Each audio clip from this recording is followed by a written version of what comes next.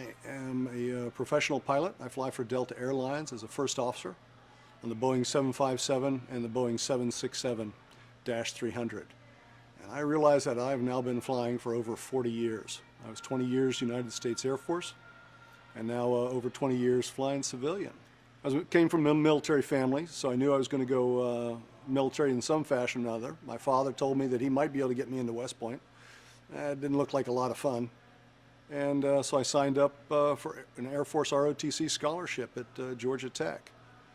You ask about civil aviation. We'll start off early morning, first flight of the day.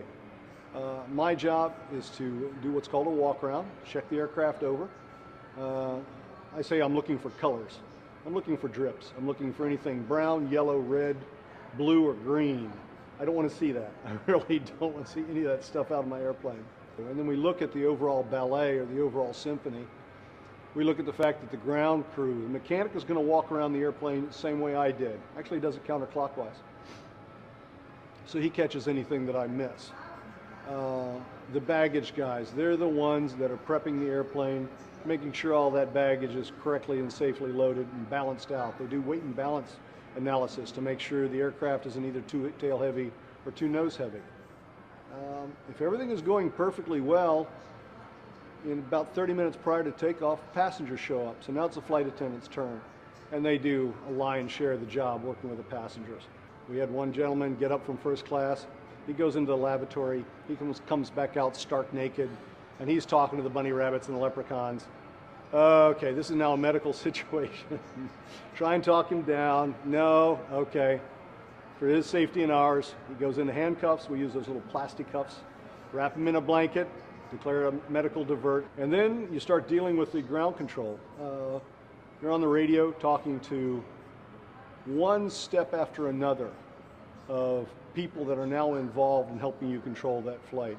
Ramp, it's time to push back. Ground, it's time to taxi. Tower, it's time to get permission for takeoff. After tower, you're going to talk to departure control. Departure control is going to sequence you in with a major flow. Because what a lot of people don't realize is the air is not empty.